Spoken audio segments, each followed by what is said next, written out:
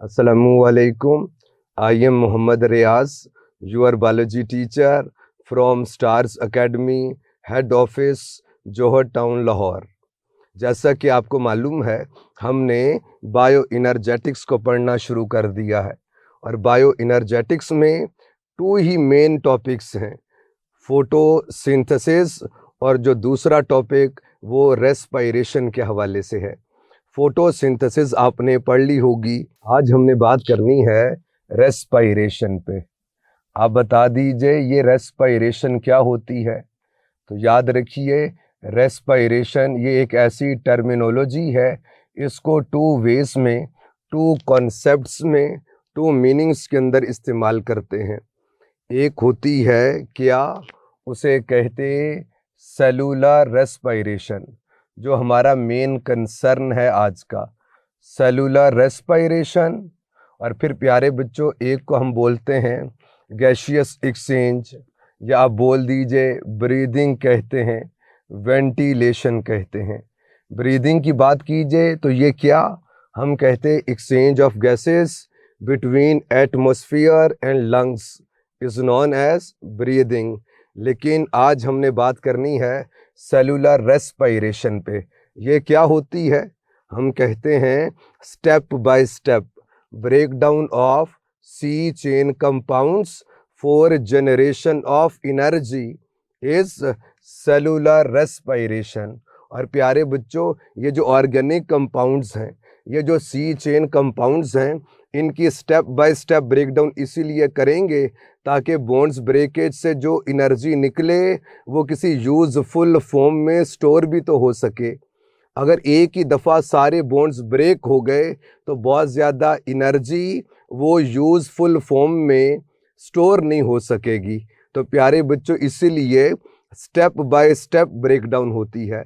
और organic compounds की ये जो स्टेप बाय स्टेप ब्रेकडाउन है, इसे सेलुलर रेस्पिरेशन कहते। अब ये ब्रेकडाउन ऑक्सीजन की प्रेजेंस के अंदर भी हो सकती है और ऑक्सीजन की एब्सेंस के अंदर भी हो सकती है। अगर तो ऑक्सीजन की एब्सेंस में हो तो इसे हम लोग बोलते हैं क्या, anaerobic respiration. An not को कहते, विदाउट को कहते, एरो ईयर को कहते, इससे मुराद ऑक्सीजन है।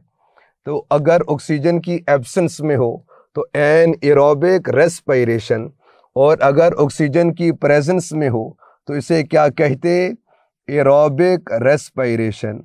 अब याद रखना, एरोबिक हो या एन एरोबिक हो, इन दोनों का एक कॉमन स्टेप है। और प्यारे बच्चों, वो क्या है, हम कहते वो जो कॉमन स्टेप है उसे कहते ग्लाइकोलिसिस। ग्लाइकोलिसिस क्या होती है ये देख लीजिए, नेम से इंडिकेट होता है, ग्लाइको ग्लूकोज को कहते, लाइसेस ब्रेकडाउन को कहते। तो breakdown of glucose up to pyruvate, splitting of glucose up to pyruvate is called glycolysis. और याद रखो, ऑक्सीजन अवेलेबल हो ना हो, ये कॉमन स्टेप है बेटे, इस स्टेप ने होना ही होना है और इसे हम कहते क्या, ग्लाइकोलिसिस। और याद रखिए, ग्लाइकोलिसिस का जो एंड प्रोडक्ट है, ग्लूकोज से पाइरूवेट की फॉर्मेशन होती है। अब ये जो प्रोसेस है ये किस तरह से होता है इसे देख लीजिए। ये आपके सर ने यहाँ पर लिख दिया क्या, ग्लूकोज, और बोलिए तो क्या, C6H12O6। और फिर प्यारे बच्चों, इससे फॉर्मेशन होती है किसकी, हम कहते 2 मॉलिक्यूल्स ऑफ पाइरूवेट। पाइरूवेट का फॉर्मूला आपको आता है, आपके सर बता रहे, यानी क्या होता है, हम कहते हैं C3H4O3, और आप यहाँ पर लिख दीजिए कि 2 मोल्स और 2 मॉलिक्यूल्स ऑफ पाइरूवेट के हासिल हो रहे। अब प्यारे बच्चों, जो नंबर ऑफ एटम्स हैं उनको देख लीजिए। यहाँ पर कार्बन 6 हैं, यहाँ पर 3 to the 6 पूरे हैं, यहाँ पर ऑक्सीजन 6 हैं, यहाँ पर 3 to the 6 ऑक्सीजन भी पूरी हैं। लेकिन हाइड्रोजन के हवाले से बात कीजिए, इधर हाइड्रोजन 12 हैं, इधर बताइए कितने, 4 2 दी 8। तो जो 4 हाइड्रोजन हैं वो कहाँ गए? तो प्यारे बच्चों याद रखना होता ऐसे है, ये जो NAD है, बोलिए तो क्या, निकोटीनामाइड एडेनिन डाई न्यूक्लियोटाइड, ये चेंज हो जाएगा किस में? हम कहते NADH2, यानी बोलिए तो क्या, nicotinamide adenine dinucleotide hydrogen, यानी NAD पॉजिटिव में इलेक्ट्रॉन्स भी ऐड हो गए, हाइड्रोजन भी ऐड हुए। तो यानी ये जो प्रोसेस है इसका नाम बताइए क्या, ऑक्सीडेशन है कि रिडक्शन? तो हम कहते हैं NAD पॉजिटिव में हाइड्रोजन की एडिशन होती है तो इसकी क्या हो रही, रिडक्शन हो रही है, याद रहेगा। तो प्यारे बच्चों इसको अगर आप यहाँ पर 2 मॉलिक्यूल्स लें और यहाँ पर भी 2 कर दीजिए तो 2 2 द 4, यानी हाइड्रोजन भी पूरे हो गए। ये पहला स्टेप है, चाहे एरोबिक रेस्पिरेशन हो या एन एरोबिक रेस्पिरेशन हो, कॉमन स्टेप है क्या, ग्लाइकोलिसिस। यानी आप यूं भी बोल सकते कि pyruvate is common product of aerobic and anaerobic respiration. प्यारे बच्चों जब पाइरूवेट की फॉर्मेशन हो गई, इसके बाद देखते हैं कि ऑक्सीजन अवेलेबल है कि नहीं। अगर ऑक्सीजन अवेलेबल हो तो फिर प्यारे बच्चों ये स्टेप्स होना शुरू हो जाएंगे जो आपके सर यहां पर लिख रहे। यानी अगर ऑक्सीजन अवेलेबल होगी तो फिर प्यारे बच्चों हो जाएगी क्या, पाइरूवेट बना है तो उसकी हो जाएगी पाइरोविक एसिड ऑक्सीडेशन, और इससे फिर एसिटाइल को एंजाइम ए की फॉर्मेशन होगी। फिर एक साइक्लिक एक्टिविटी है उसे कहते हैं क्रेब्स साइकिल, ये प्रोसेस होना शुरू हो जाएगा। और लास्ट में हम देखेंगे क्या, रेस्पिरेटरी चेन। फिर रेस्पिरेटरी चेन से एसोसिएटेड जो कीमिओस्मोसिस का प्रोसेस है उसको देख लेंगे। आप बता दीजिए वैसे कीमिओस्मोसिस क्या होती? हम कहते हैं mechanism of ATP formation is known as chemiosmosis. लेकिन प्यारे बच्चों अगर ऑक्सीजन अवेलेबल ना हो तो पाइरूवेट के साथ क्या होगा? 2 पॉसिबल कंडीशन है, या तो होगी क्या, अल्कोहलिक फर्मेंटेशन, अल्कोहलिक फर्मेंटेशन यानी एन एरोबिक रेस्पिरेशन को आप फर्मेंटेशन बोल दीजिए, फर्मेंटेशन भी कहते, या होती है lactic acid fermentation, lactic acid fermentation. अब ये क्या होती है और किस तरह से ये प्रोसेस होता है इसको देख लीजिए। प्यारे बच्चों ये जो 2 पाइरूवेट के मॉलिक्यूल्स बने ये आपके सर ने लिख दिए हैं यहाँ पे, यानी 2 मॉलिक्यूल्स ऑफ पाइरूवेट की फॉर्मेशन होती है कब, बोलिए, जब ग्लाइकोलिसिस होती है। तो अगर अब अल्कोहलिक फर्मेंटेशन होगी तो प्यारे बच्चों नेम से इंडिकेट होता है कि अल्कोहल की फॉर्मेशन हो जाएगी और आपको एसिटाल्डिहाइड से होते होते अल्कोहल की फॉर्मेशन होती है। यहाँ पर जो अल्कोहल है वो इथाइल अल्कोहल है, यानी अगर बात कीजिए तो प्रोसेस होता है कुछ ऐसे, यानी आपको मालूम C2H6 हो तो ये ईथेन है, 5 हो जाए इथाइल और OH आ गया इथाइल अल्कोहल। 2 मॉलिक्यूल्स इसके बनते हैं, साथ में याद रखिए 2 कार्बन डाइऑक्साइड के मॉलिक्यूल्स भी बनेंगे। और प्यारे बच्चों ये जो प्रोसेस है ये यीस्ट के अंदर होता है और फिर प्लांट्स के अंदर आपको अल्कोहलिक फर्मेंटेशन मिलती है।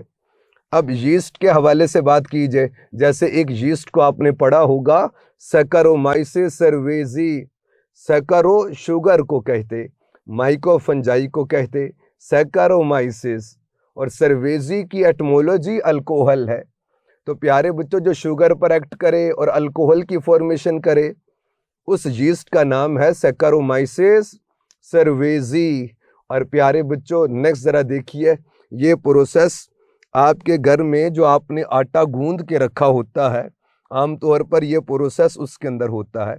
यानी होता क्या है, उसके अंदर चूँकि यीस्ट अगर मौजूद है और ये आपने आटा गूंद के रखा था, मॉइस्चर भी अवेलेबल है, फूड भी अवेलेबल है, और क्या चाहिए यीस्ट को। तो प्यारे बच्चों, यहाँ पर अल्कोहल की फॉर्मेशन होती है, साथ में कार्बन डाइऑक्साइड की फॉर्मेशन होती है। तो जो कार्बन डाइऑक्साइड है वो तो निकल गई इधर से, और फिर क्या होगा, अंदर पोर्स स्पेसेस बनेंगी। तो ये जो आटा है ये स्वोलन फॉर्म के अंदर आ जाएगा। आपने देखा होगा ऐसे होता है। अब आप कहेंगे सर ये जो इथाइल अल्कोहल है इसका क्या होगा। तो याद रखिए, जब रोटी बनाएंगे तो ये अल्कोहल इवेपोरेट हो जाएगी। तो प्यारे बच्चों, ये जो इथाइल अल्कोहल बनती है इसीलिए इसे कहते हैं अल्कोहलिक फर्मेंटेशन, और साथ में कार्बन डाइऑक्साइड की फॉर्मेशन होती है। नंबर ऑफ एटम्स को देख लीजिए, यहाँ पर कार्बन कितने, 3 to the 6, और यहाँ पर देखिए 2 to the 4 + 2 कितने हो गए, 6 पूरे हो गए। वो ऑक्सीजन के हवाले से बात कीजिए तो 3 to the 6, और यहाँ पर देख लीजिए 2 to the 4 + 2, ऑक्सीजन भी पूरी हो गई है।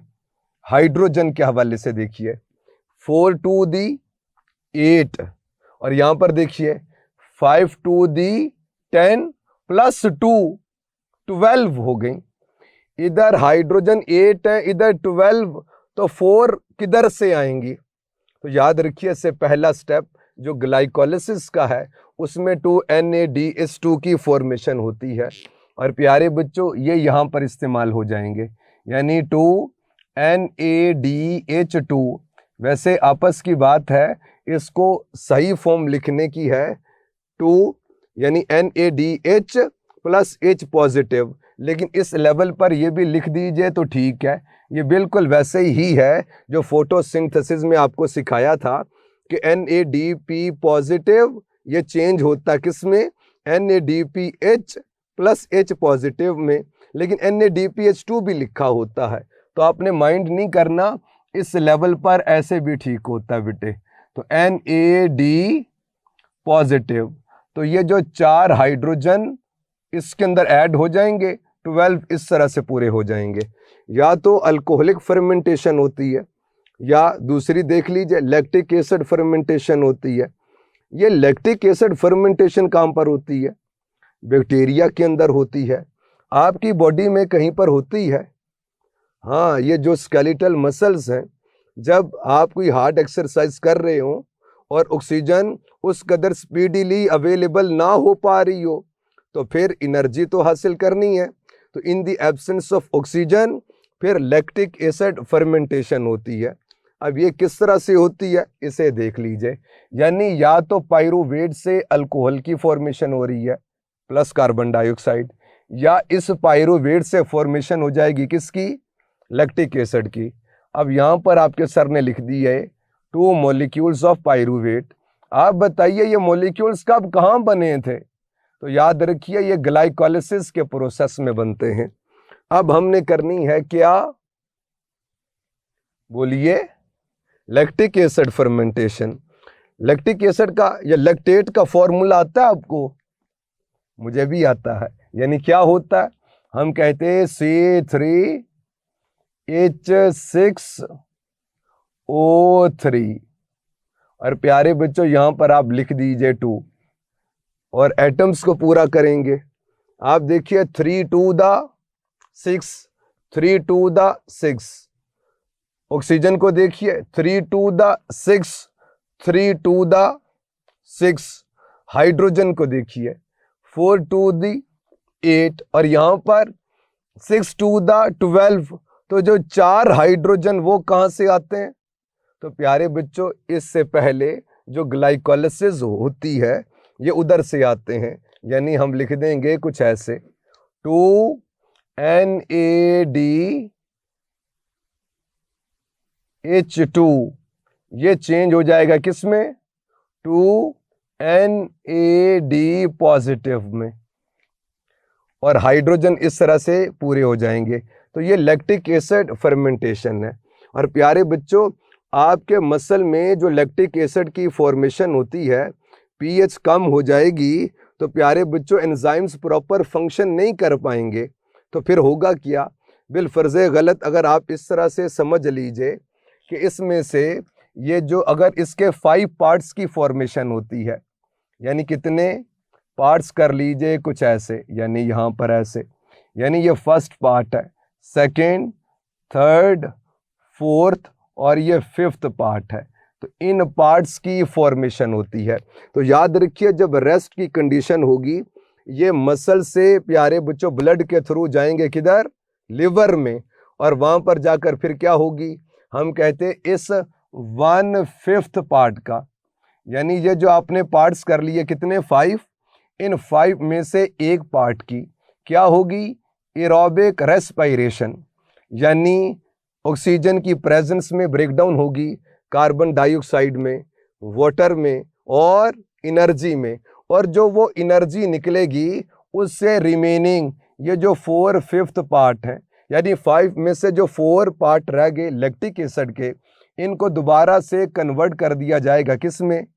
ग्लूकोज में, और ग्लूकोज से फिर ग्लाइकोजन में, या ग्लूकोज को क्या कर लेंगे?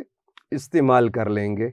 तो प्यारे बच्चों, आपसे पूछना common step of aerobic and anaerobic respiration is glycolysis. अब एरोबिक की बात कीजिए, all processes occur in mitochondria except, हम कहते हैं glycolysis, alcoholic fermentation, lactic acid fermentation, ये प्रोसेसेस साइटोसोल में हो रहे होते हैं। साइटोप्लाज्म बोल दीजिए, ये साइटोसोल में होते हैं। और फिर प्यारे बच्चों, ये जो ग्लाइकोलिसिस आप देखिए, C6 वाला मॉलिक्यूल C3 में तो कोई डीकार्बोक्सिलेशन नहीं हो रही है, और ये एक ऐसा स्टेप है इसके अंदर ATP यूज भी होती है। भाई प्रोड्यूस तो होती है लेकिन यूज भी होती है। अब हम धीरे धीरे ये जो ग्लाइकोलिसिस के स्टेप्स हैं, एरोबिक रेस्पिरेशन के हवाले से बात बता रहा हूँ। पहला स्टेप तो कॉमन है, तो आइए इसकी बात करें। Splitting of glucose is etymology of glycolysis. Breakdown of glucose is meaning of glycolysis.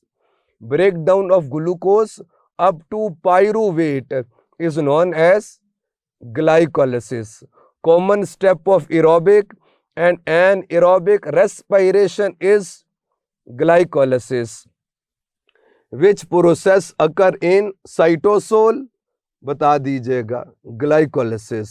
और अब देख लीजिए ये जो ग्लाइकोलिसिस है ये किस तरह से होती है। और प्यारे बच्चों, अब यहाँ पर आपके सर लिख रहे क्या? Glycolysis. Glyco sweet in taste, यानी ग्लूकोज को कह दीजिए, लाइसेस ब्रेकडाउन को कहते, तो breakdown of glucose is glycolysis. इस ग्लाइकोलिसिस के हवाले से बात कीजिए तो इसके 2 स्टेप्स हैं। प्यारे बच्चों, एक स्टेप को हम लोग बोलते हैं, वैसे मल्टीपल स्टेप्स होते हैं, 2 फेजेस बोल दीजिए। एक फेज है प्रेपरेटरी फेज, इसमें ग्लूकोज मॉलिक्यूल को प्रिपेयर करेंगे, तैयार करेंगे, ATP देंगे, और फिर नेक्स्ट स्टेप में क्या होगा? फिर पे ऑफ फेज होगी। पे ऑफ गिविंग को कहते हैं। पहली फेज के अंदर हम ग्लूकोज को ATP देंगे, दूसरी फेज में ग्लूकोज से ब्रेकडाउन से हमें ज़्यादा ATP मिलेगी। पे ऑफ फेज है, गिविंग फेज भी बोलते हैं। और चूंकि इसका जो पहला स्टेप होता है वो ऑक्सीडेशन होती है, इसीलिए हम इसे ऑक्सीडेटिव फेज भी बोलते हैं। याद रहेगा। अब आ जाइए, देखिए ये प्रोसेस किस तरह से होता है। आपके सर ने यहाँ पर एक मॉलिक्यूल लिख दिया, इस मॉलिक्यूल को क्या कहते? ग्लूकोज है। और याद रखिए फिर क्या होगा? ये ग्लूकोज से चेंज हो जाएगा किस में? ग्लूकोज 6 फॉस्फेट में।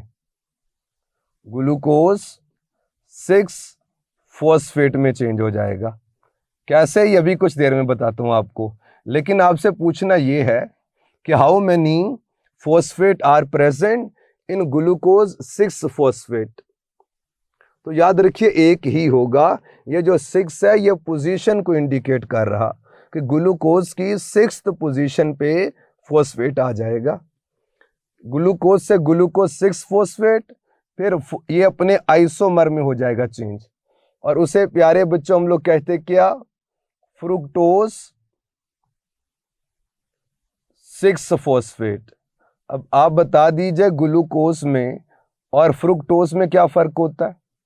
दोनों हेक्सोज हैं, यानी C6H12 वो 6, लेकिन ग्लूकोज एल्डो शुगर होती है और फ्रुक्टोज कीटो शुगर है। फ्रुक्टोज 6 फॉस्फेट ये चेंज हो जाएगा किस में? हम कहते हैं फ्रुक्टोज 1,6 बिस फॉस्फेट में। अब आप बता दें फोटोसिंथेसिस तो आपने पढ़ ली, बाईफॉस्फेट में और बिस फॉस्फेट के अंदर क्या फर्क होता है? याद रखना, अगर दोनों phosphate same single carbon atom पर अटैच हो वो बाईफॉस्फेट है, और ये दोनों फॉस्फेट 2 डिफरेंट कार्बन एटम्स पर अटैच हो तो उसे बिस फॉस्फेट कहते। नेम से इंडिकेट हो रहा कि एक कार्बन 1 पर अटैच है और एक कार्बन 6 पे अटैच है, इसीलिए चूंकि डिफरेंट कार्बन एटम्स पर अटैच है इसे हम बोलते हैं फ्रुक्टोज 1,6 बिस फॉस्फेट। नेक्स्ट इसके बाद प्यारे बच्चों इसको 2 मॉलिक्यूल में कर देंगे ब्रेक। एक मॉलिक्यूल का नाम है क्या? Dihydroxy acetone phosphate. और प्यारे बच्चों एक मॉलिक्यूल बनता है उसे बोलते हैं glyceraldehyde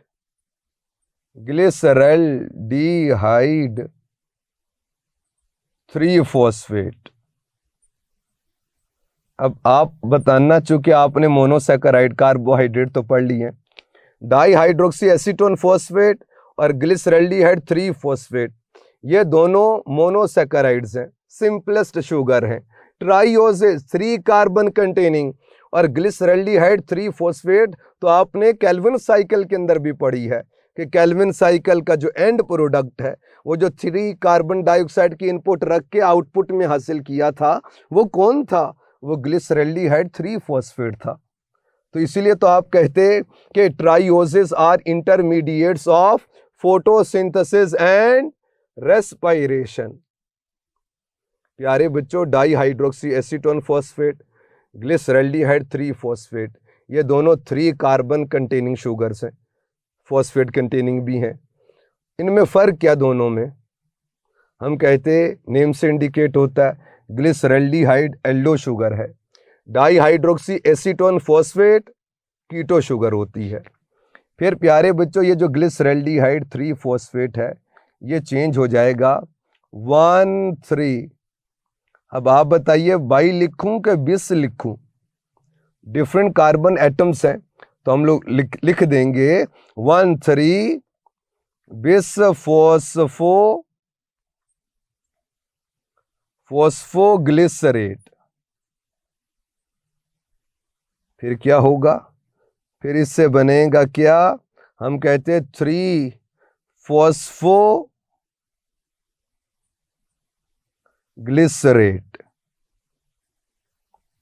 how many phosphate are present in 1,3 bis phosphoglycerate?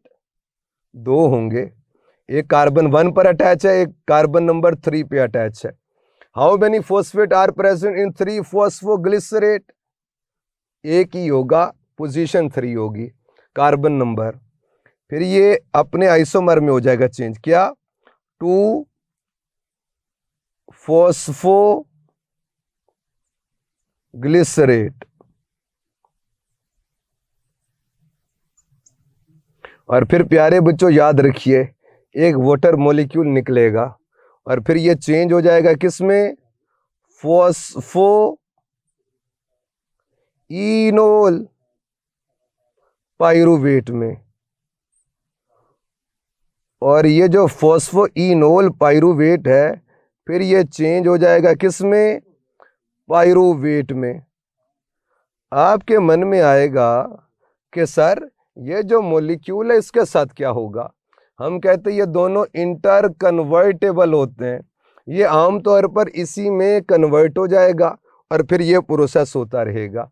तो जब यही प्रोसेस होगा तो ये सारे प्रोसेसेस के बाद आपको यहाँ पर भी एक मिल जाएगा, क्या, पायरूवेट। अब इस प्रोसेस के हवाले से देख लीजिए कि क्या क्या इसमें मॉलिक्यूल्स ऐड हो रहे हैं, रिमूव हो रहे हैं। देखो, ग्लूकोज से ग्लूकोज 6 फॉस्फेट में चेंज हुआ है। इसका मतलब है कि फॉस्फेट इसमें ऐड तो करना पड़ेगा ग्लूकोज में। तो बेटे होता ऐसे है, एक एटीपी मॉलिक्यूल को यूज करेंगे, ये एटीपी चेंज हो जाएगा किस में, एडीपी में। और याद रखिए, हम कहते ग्लाइकोलाइसिस को स्टार्ट करवाने की खातिर ग्लूकोज तो चाहिए, एंजाइम तो चाहिए, लेकिन एटीपी भी चाहिए, क्योंकि उसके बिना ये प्रोसेस नहीं हो सकता। और अगर ग्लूकोज सेल के अंदर आ जाए ना, तो जिस कदर आसानी के साथ ये सेल के अंदर आता है, उसी कदर आसानी के साथ ये सेल से बाहर निकल जाएगा।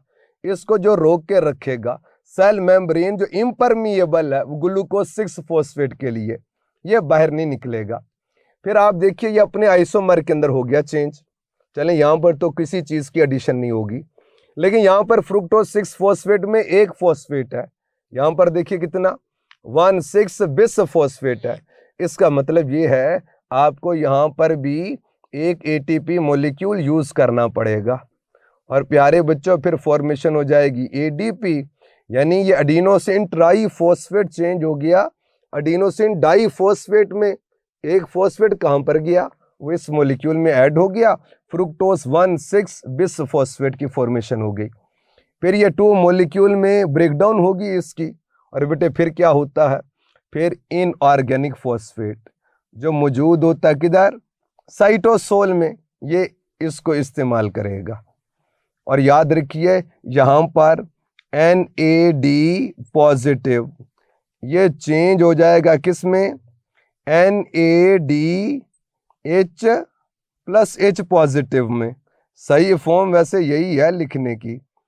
अब मुझे आपसे पूछना है, इस NAD पॉजिटिव के पास इस जगह पर हाइड्रोजन तो ना था, तो इसमें NADH, ये H कहाँ से आया है, तो जाहिर बात है ग्लिसरल्डिहाइड 3 फॉस्फेट से आया है। Removal of hydrogen and removal of electrons भी हो रहे हैं, इसे क्या बोलते, ऑक्सीडेशन। तो इस मॉलिक्यूल की क्या हो रही है, ऑक्सीडेशन। और NAD पॉजिटिव में ऐड हो रहे हैं, तो NAD पॉजिटिव की क्या हो रही, रिडक्शन।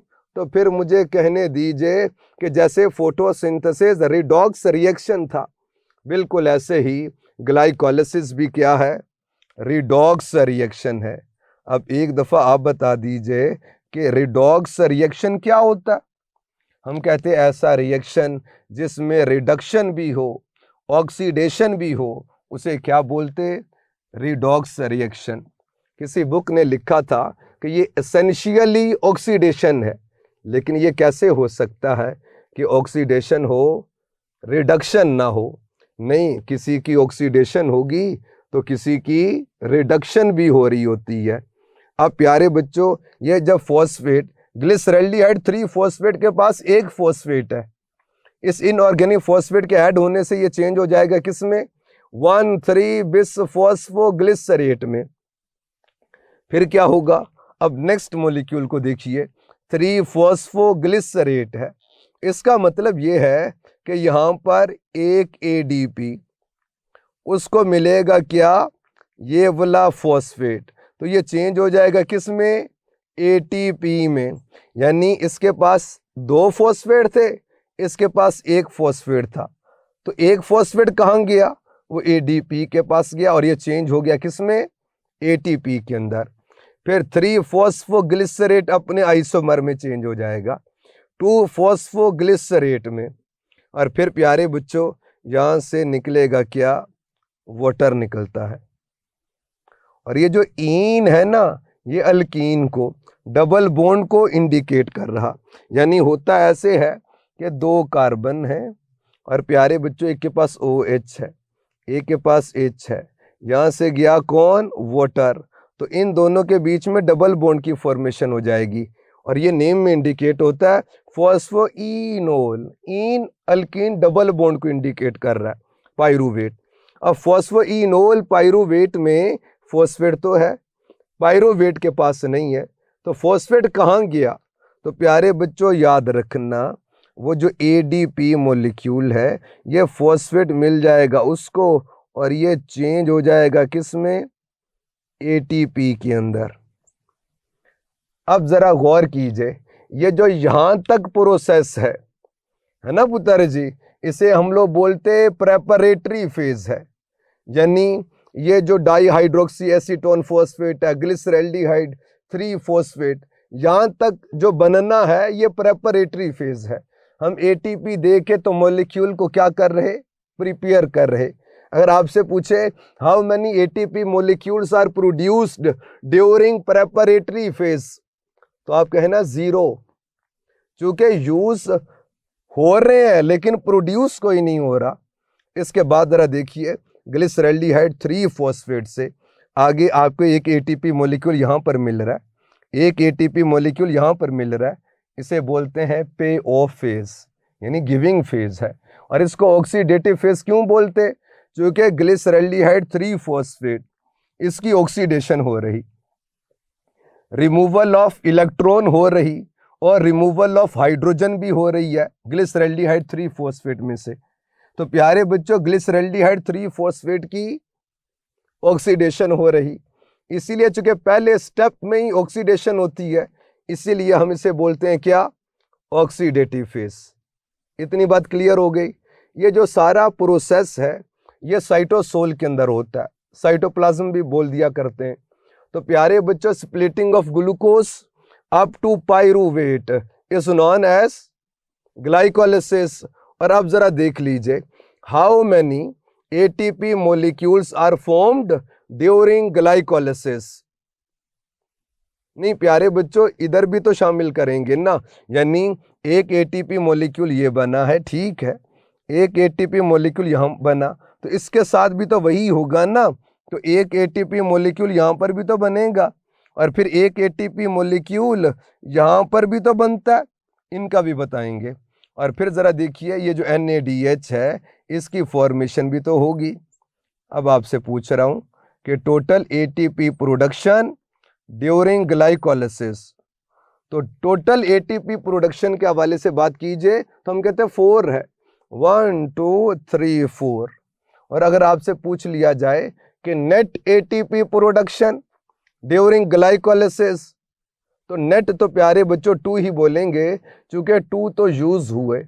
ये बिल्कुल ऐसे ही है, अगर आपने किसी से 2 रुपये लेकर बिजनेस शुरू किया और आपने 4 रुपये आपने अर्न किए हैं, तो बेसिकली जो नेट प्रॉफिट हुआ वो कितना? वो 2 रुपीस का हुआ, क्योंकि 2 रुपये तो आपने किसी से लिए थे। तो बिल्कुल ऐसी ही बात है कि टोटल जो आपने अर्न किया वो 4 है, नेट अर्निंग कितनी है? 2 है। तो टोटल एटीपी प्रोडक्शन कितनी? 4 है। नेट एटीपी प्रोडक्शन 2, चूंकि 2 इस प्रोसेस के अंदर यूज भी तो हुए। और ऐसे ही आपसे पूछ रहा हूं, total NADH formed during glycolysis, हम कहते हैं 2, है ना पुत्र जी। और ऐसे ही पूछेंगे नेट NADH फॉर्म्ड, तो 2 ही कहेंगे, क्योंकि वो यूज तो नहीं हुए ना, जो बने हैं उतने ही हैं, यूज नहीं हुए। और आप देखिए इस सारे प्रोसेस में decarboxylation, removal of carbon dioxide नहीं होती है, यानी कि C6 वाला मॉलिक्यूल था तो 2 आपके पास 3 कार्बन कंटेनिंग मॉलिक्यूल बन गए, यानी कार्बन की एलिमिनेशन नहीं हुई इस प्रोसेस में। तो प्यारे बच्चों डीकार्बोक्सिलेशन इस प्रोसेस के अंदर नहीं होती है। अब आपसे पूछ रहा हूं, how many ATP molecules are required in glycolysis, तो 2 एटीपी मॉलिक्यूल ये रिक्वायरमेंट है इसकी। एंड टोटल एटीपी प्रोडक्शन हम कहते हैं 4, net ATP production 2। How many molecules of pyruvate are formed? Answer is 2। इसे पढ़ लीजिएगा, कोई बात ना समझ आए पूछ लीजिएगा। अल्लाह हाफिज।